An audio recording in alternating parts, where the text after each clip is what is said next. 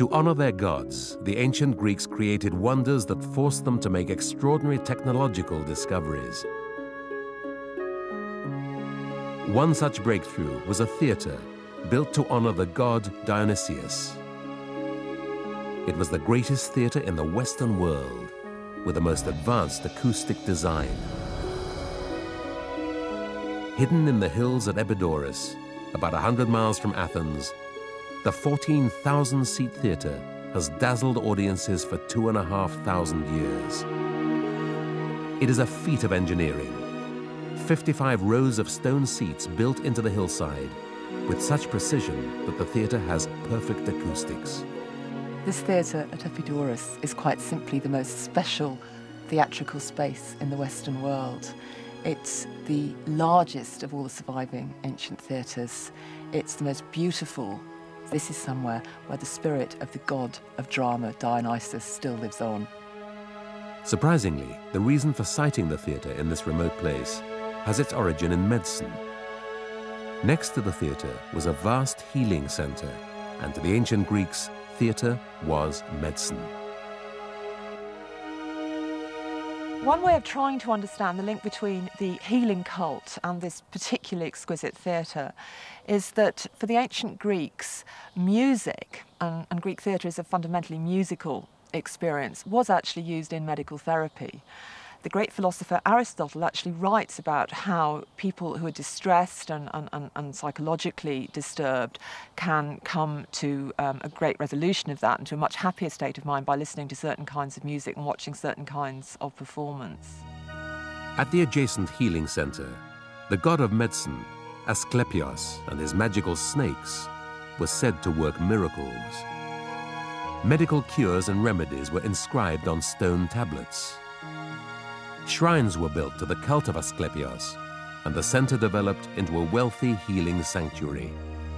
People came from across the empire to cure every ailment and disability. One mother was so desperate because her daughter was dying of dropsy that she came all the way from Sparta, and miraculously her daughter was cured. In 360 BC, the money collected from patients was used to build a vast theater. The architect, Polykleitos, had already built a roundhouse at the sanctuary, but now set about a far grander circular design.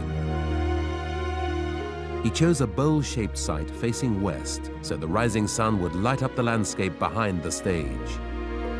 He dug out the round performance space before creating the huge seating area known as the gazing space. Thousands of limestone blocks cut from local quarries formed the seats.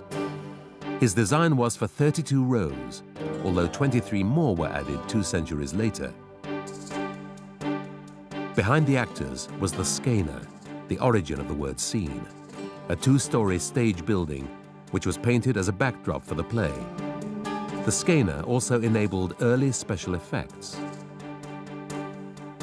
When a play required a god to descend from the heavens, an actor was flown in on a hoist. The masked performers often played to audiences of up to 14,000 without the benefit of microphones. Polykleitos was able to create perfect acoustics. Even a coin being dropped at the center of the performance circle can be heard clearly in the back rows. The design of the theater also enhances the sound of the human voice. The secret lies in how sounds are reflected by the stone itself, reducing the amount of distorting echo.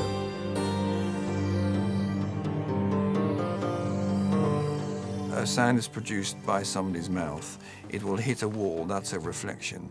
And what they've done in Epidaurus in order to create a large quantity of short reflections is that they've broken up the surface. There is no surface which is flat. So when a sound hits a wall, it's diffused in many, many directions. It enhances the original sound by kind of stretching it a little bit longer than it already is. And in the quest for perfection, the Greeks developed another technique to make the sound even clearer. When somebody speaks in a theatre, you can hear resonances, and if you have an ear for it, you know which resonances are going to get in the way of the dialogue. So if you were to find something that can take those resonances out, then you're laughing. And that's exactly what they tried to do. They used a resonator, which they would tune to the frequencies that they wanted to take out and to the reflections they wanted to take out. And they would embed them in the wall. 2,500 years later, the theatre is still entrancing audiences. The place that has inspired for millennia remains one of the world's finest theatres.